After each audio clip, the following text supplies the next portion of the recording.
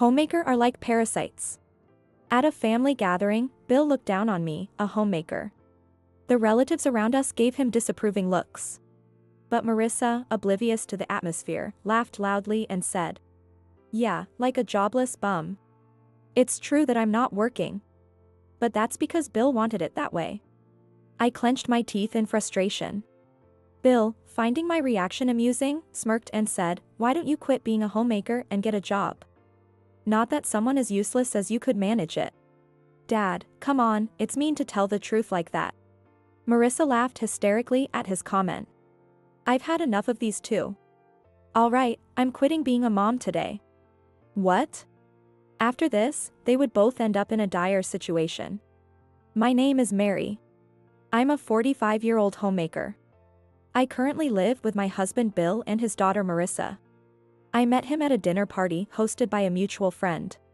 Back then, I was a nurse with little opportunity to meet new people.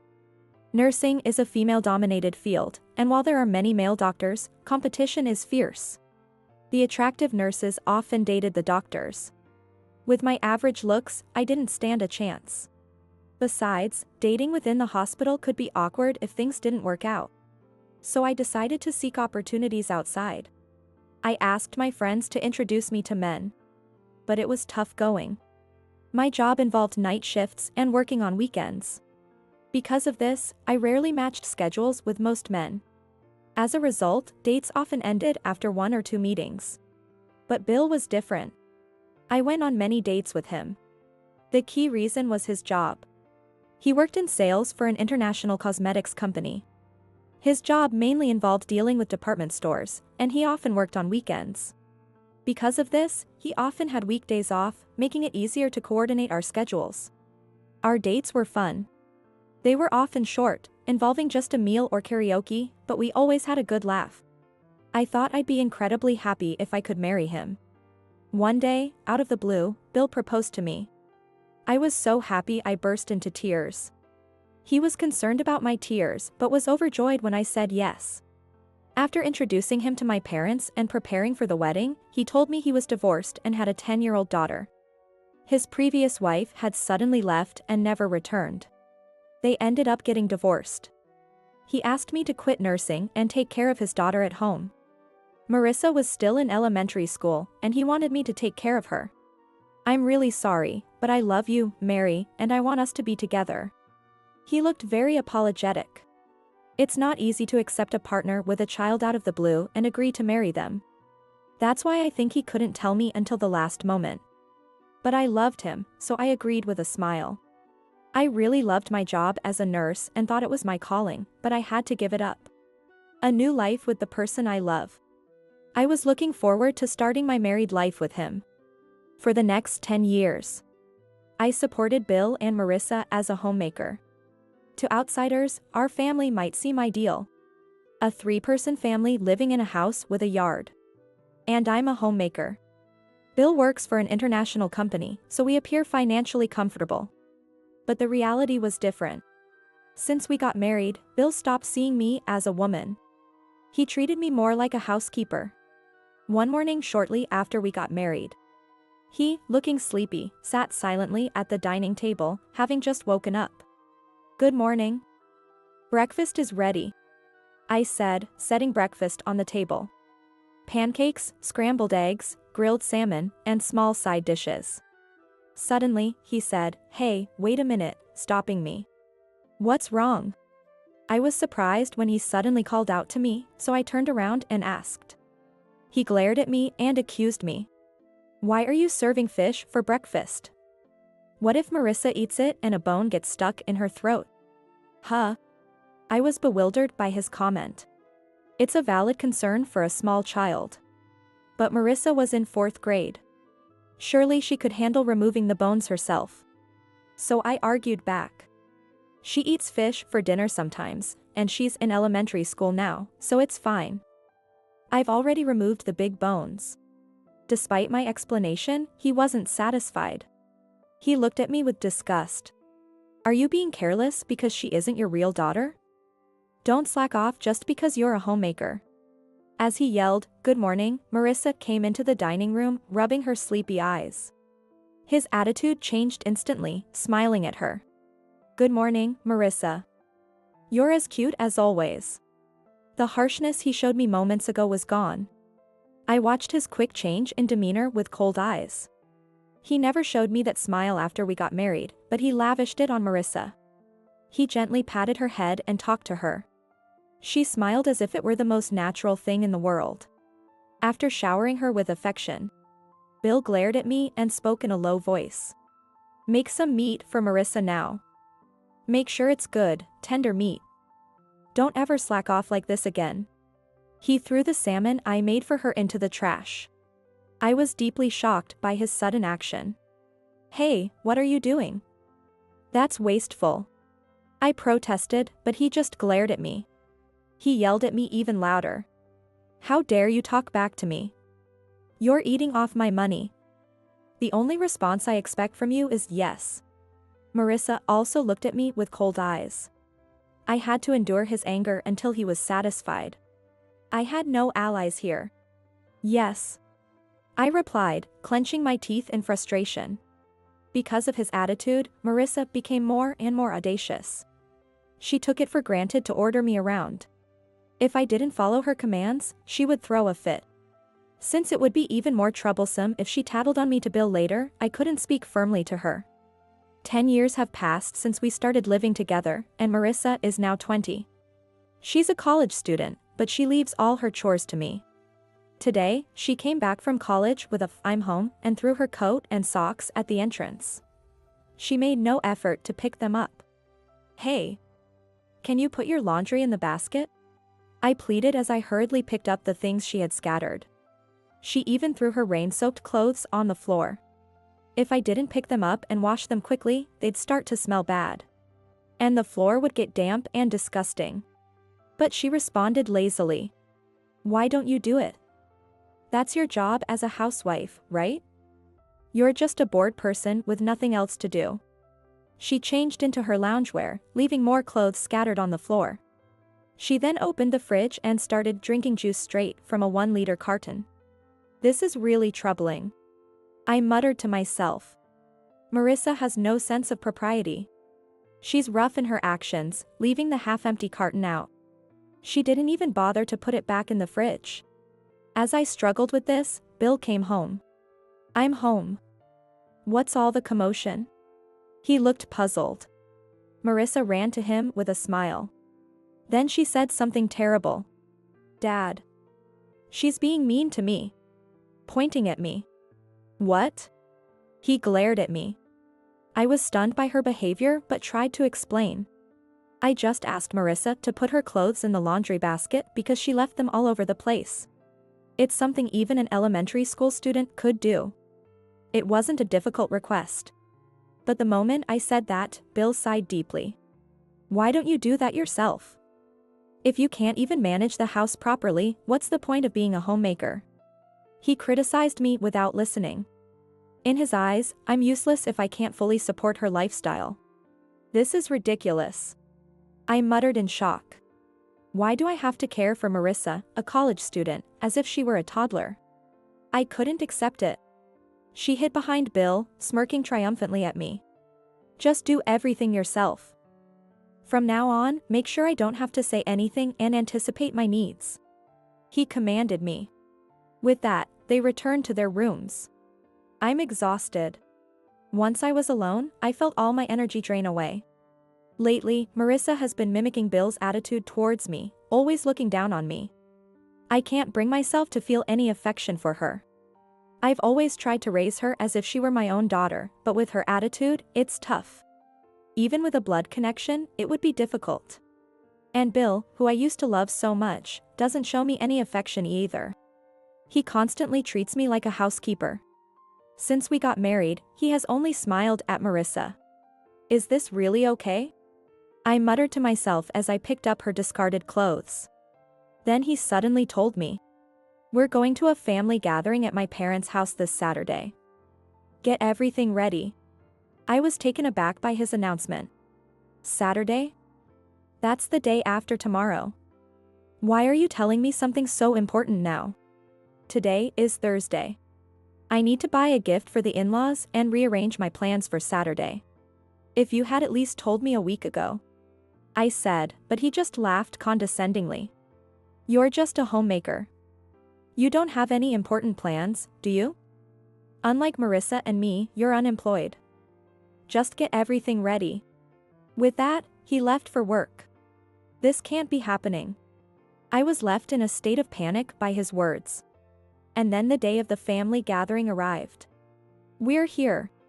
I managed to prepare everything and arrived at the in-laws' house with Bill and Marissa. Welcome. We've been waiting for you. Bill's mother greeted us with a smile. His father had passed away, so she lived alone now. She was always kind to me, often saying, if you ever have any problems, feel free to talk to me. I really wanted to talk to her about Bill and Marissa, but I didn't want to burden her with additional stress. So I kept my troubles to myself. By the time we arrived, other relatives were already there. Bill's mother had ordered sushi, and the gathering was going smoothly. But an hour later, as everyone was getting tipsy, Bill, now slightly drunk, laughed and said, "My wife is a homemaker who refuses to work. She's so expensive to keep." He slammed his beer mug on the table. "Bill, what's gotten into you?" his mother asked.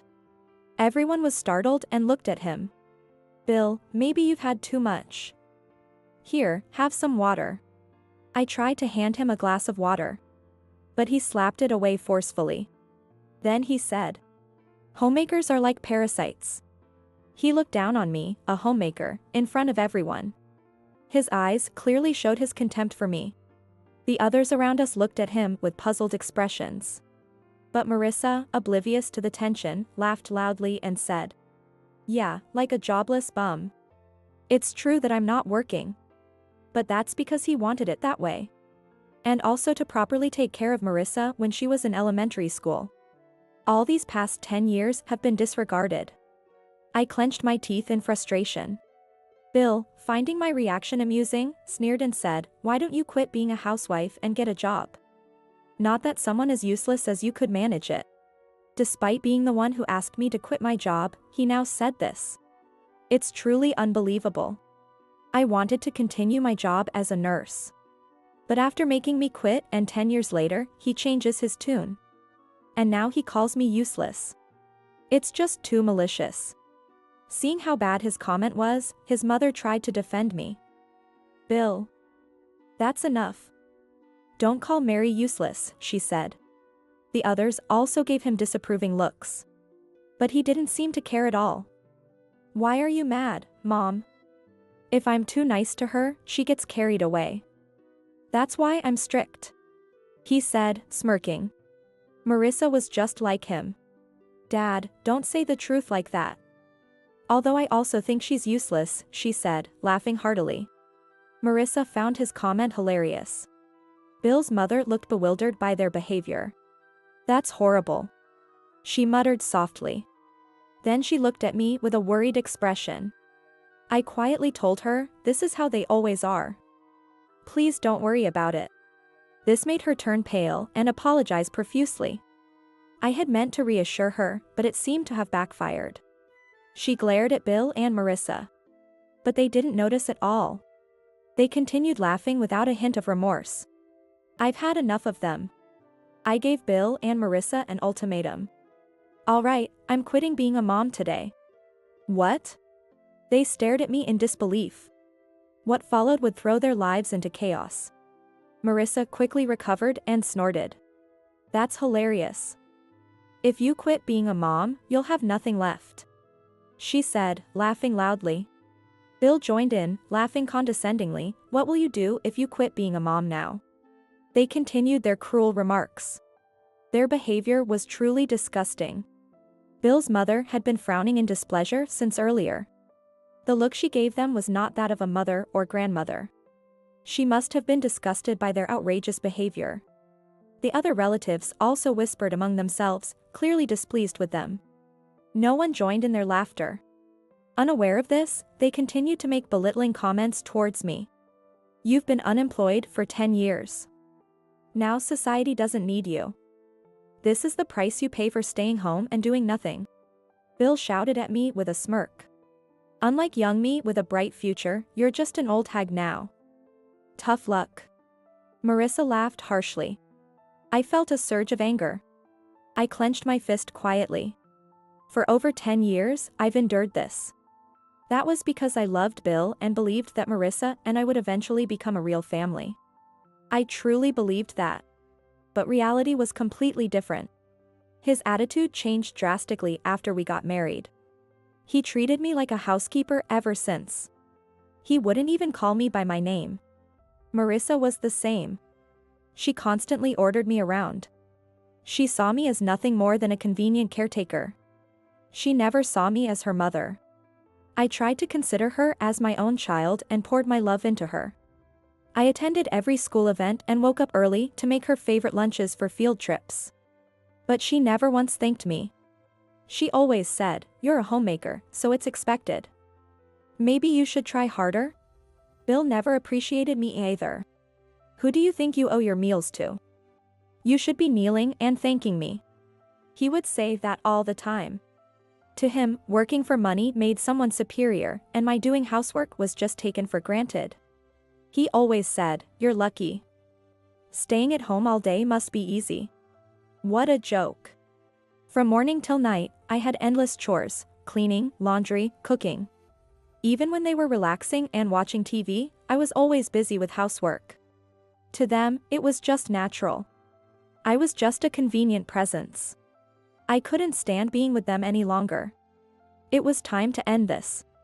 In the midst of this awkward atmosphere, I suddenly stood up. Bill and Marissa were startled by my sudden movement. "What's with you? You're scaring me," he protested in a high-pitched voice. With a blank expression, I declared, "I'm quitting being a mother. From now on, I'm a stranger to you, Bill and Marissa. Goodbye." I quickly grabbed my bag. I headed for the door of the house. Bill's mother and the others looked bewildered but didn't try to stop me. Bill started to panic. "Wait. Are you going home?" "Yeah. It's rude to leave in the middle of a gathering. How could you think of going home now?" Marissa looked incredulous. "What are they talking about? Home? I'm not going back to the house we lived in together. I'm going to my parents' house." I replied, half amused. "I don't want to live with them any longer." Bill suddenly shouted in disbelief. "What are you thinking? Running off to your parents' house all of a sudden? What about the house? You're a homemaker." Marissa glared at me. "Yeah. That's so irresponsible. What about my meals and my stuff? You need to take care of that," she demanded. Even now, they're only thinking about themselves. It's truly exasperating. I sighed lightly and replied, "Why don't you figure it out yourselves? Anyway, this parasite is leaving. Bye-bye." I waved my hand dismissively and left. I could hear them shouting something behind me, but I ignored them. I won't be their puppet any longer. They'll regret this for the rest of their lives. I quickly returned to the house we had shared and gathered only my valuables. Although I said I wouldn't go back, I needed my clothes. So I had no choice but to go back for the bare minimum. I had to hurry before they returned. Since I only had clothes, I quickly packed them into a duffel bag. Bill never spent much money on me. So I didn't have many belongings in my room. I'll leave the house key in the mailbox. It's because I won't be using it anymore. During this time, Bill called me several times. My inbox was filled with emails from him, saying things like, "You won't get away with this when you come back. Remember that. And return to my parents' house immediately." There's no way I'm going back to their house. I have no intention of returning home either. There was nothing to lose in my divorce from him. I headed straight to my parents' house. I had informed them beforehand, so my mother welcomed me warmly. My father also looked concerned. My real family consists of just these two. I nearly cried at their kindness. So I began my new life at their house. Life at home turned out to be surprisingly comfortable. No Bill or Marissa giving orders. No more complaints about my cooking or picking up discarded laundry. I could use my free time for job hunting and personal matters. I applied to several promising job openings. Now that I'm single, I can work night shifts. Soon, I received interview invitations. During this time, Bill and Marissa kept calling, but I ignored them completely. Their home must be in chaos by now. They're probably calling because they're in trouble. I have no intention of helping them. Resolutely, I ignored their calls. About 3 weeks later. Since I had been a nurse, I managed to find a new job. It's a full-time position as a regular employee. Despite the 10-year gap, I was worried about whether I could manage. But I have no choice. I steeled myself. The night before my first day at my new job, my mother came into my room with a troubled expression. "What's wrong?" I asked her. She hesitated before saying, "Bill and Marissa showed up at the door." I couldn't turn them away, but I don't know what to do. It was clear she was distressed. Since I'm still technically married to Bill, she probably didn't know how to handle the situation. My father, worried about me, offered, "Do you want me to tell them off?" I didn't want to burden my parents any further. So I reluctantly answered, "I'll go." I needed to settle things with them. I walked to the entrance. Opening the door, I saw Bill and Marissa standing outside the gate. "What do you want now?" I asked coldly. I had no intention of letting them into my parents' house. So when Bill said, "Let us in," "It's cold out here," I didn't open the gate. Instead, I added, "If you have something to say it here. Make it quick." He seemed slightly taken aback by my defiance. He let out a big sigh before speaking. "How long are you planning to laze around at your parents' house? Things are a mess at home." Every word out of his mouth was an insult. He was clearly angry. He probably still believed that everything was my fault, without reflecting on his own behavior. Marissa glared at me and added, "Yeah. The house is a disaster because you're not there. All our clothes are dirty, and we have nothing to wear. Just come back and fix it already." Since I left 3 weeks ago, neither Bill nor Marissa had done any housework. Marissa had left her clothes scattered everywhere. And neither of them had used the washing machine. Bill didn't scold her. Instead, he joined her in leaving clothes scattered everywhere. The living room was apparently filled with dirty clothes. Incredible. 2 grown adults, and this is the state of things? I muttered in disbelief. But he reacted to my comment. "Washing is your job. We left it for you to do. Be grateful and get it done." "Yeah. Do it now. That's all you're good for." Marissa laughed as she spoke. I was taken aback. How long did they think they could continue ordering me around like this? But if I let this go, they'd get their way. I wouldn't allow that.